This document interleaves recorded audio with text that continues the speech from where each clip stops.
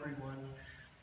Sorry if this seems a little cobbled together. I had a surprise decoupling from my family yesterday, so that is weighing on me a little bit, but I'm just going to launch right into it. This is in 3 sections. So before, during, and post-transition. Obviously the last section is the shortest because I'm still writing it, I guess. So, okay, here I am. Assigned male at birth. Like most of us, my body became objectified and gendered. My anatomy and behaviors were coded and categorized before I could even speak my first words.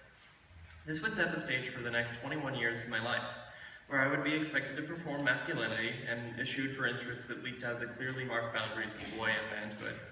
I cannot pretend I wasn't handed a privileged position, as people interpreted my body as male. However, as I would find out, that comes with the bonus of the stigma of perversion for practicing gendered self-care and having preferences that are traditionally gendered feminine. The first time I invested in my gender was in grade 5, the ever-anticipated career day. I spent a good sum of my play money to have my nails painted by the girls from the class next door, and boy, I was thrilled with that. I beamed at my flecked blue tips, so I wanted to show it to my family like any kid would do. So after school, I came home loud and proud, and imagine my surprise when I was told that, well, I was an embarrassment to myself, and what would people think, and that my friends would laugh at me. And for what? A little bit of blue polish on my nails. So, as it turns out, my family was the only ones who actually cared about that. But their legacy of reinforcing gender was definitely far from over. Forced haircuts, verbalized disgust at dressing in traditionally feminine clothing, and nightly verbal abuse were, for anything that was interpreted as sexual deviancy, plagued my years as a minor. It's really hard to not internalize that. So, I guess I was really lucky to have friends who treated me like I was a human in high school.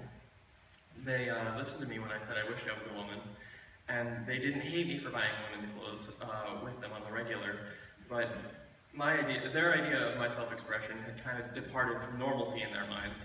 They had internalized transphobia, and so it reinforced my ideas of who I was, a misfit who could only really express myself through deviant behavior. So those clothes that I bought ended up in a shoebox, hidden under my bed. College and the year of hell, so this is when I was trying to figure it out. From the first moment of properly exploring gender identity, I knew from the first image of a happy trans person living in their new body. It all happened when I stumbled onto a popular trans image board, Trans Timelines. I found myself exploring people's timelines, which are images of before, during, and after their medical transition. The thing I noticed is that they gained a smile on their face the most. So stumbling onto those posts kind of rocked my world. No longer were trans people the vain, scary, and perverse people I'd kind of been grown up told they were. Suddenly those thoughts I had stuffed beneath my surface weren't a perversion, and they weren't unnatural. They just might be valid. So finding that out, I still kept my thoughts buried for a few months while I regrouped, looking up competing opinions. I looked externally to figure out what I was. Some people said I was brave, and some people said I was beautiful, but the loudest voices said I was a pervert and a monster. That was really hard to come to terms with.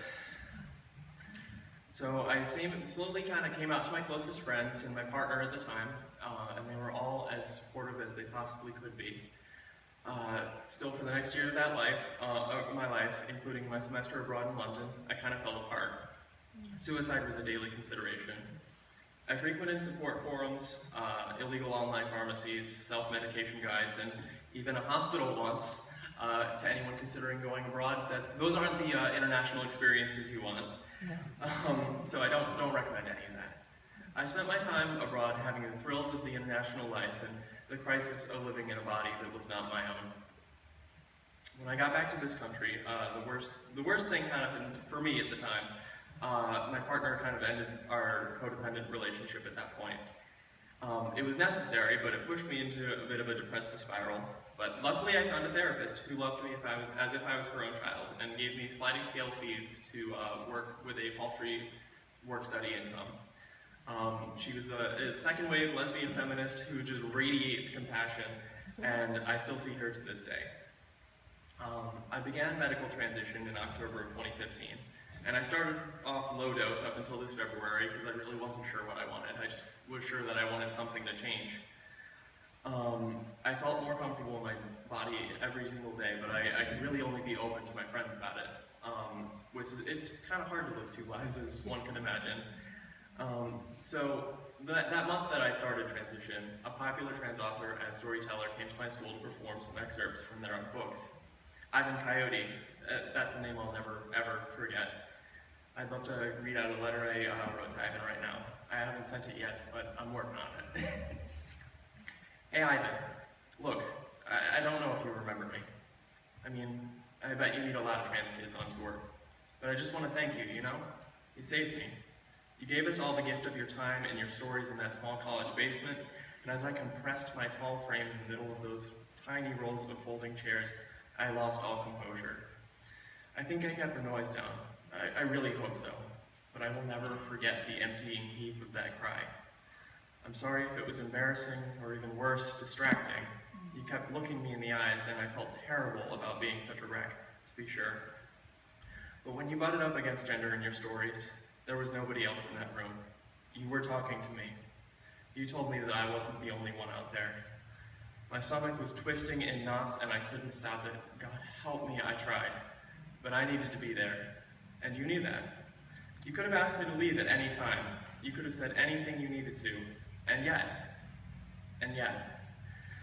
I came to apologize after the show was finished. I didn't really know where to begin. And the moment I faced you, I was met with your hurting, understanding eyes. You didn't tell me that my crying was annoying or distracting, and you didn't pity me. You didn't do what I would have done either. You didn't ignore it. You told me in your tender voice that my tears were good, and that seeing them almost made you cry on stage. Now, I remember you had just gotten your top surgery. Your chest was delicate and still tender to the lightest touch. I will always remember that detail because it made your next move such a surprise. You asked if you could hug me. You listened to a sputtered life story with open ears, and then you told me it would be an honor to hug me. And as I started crying again, tears spilling onto the rigid, angular button-up that suffocated my form, you wrapped your arms around me, and in a half-whisper you said it. Don't let the world make you hard. You autographed that with your contact information in the book you signed for me, and told me to reach out if I ever needed anything. I wanted to wait until the right time to send you this message. I wanted what I said to be important, and I don't know that this is the right moment, but what the hell, I need to tell you something after all this time. I don't know what I did to deserve your love, but I've been sure ever since that even if I wasn't okay, I'd be okay, and that it was okay for me to want this. It was okay for me to be me. Thank you so much. You helped me make my body my own. About 8 months ago, I met some of my best friends who kind of come at gender from all walks of life. This is post-letter, of course, but they've been a really formative influence in who I am today.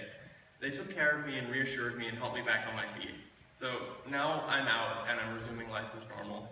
The rest of my story I'm kind of writing day to day, and I'm just so excited to be here and to be reintroducing myself to communities where I'd kind of run away from.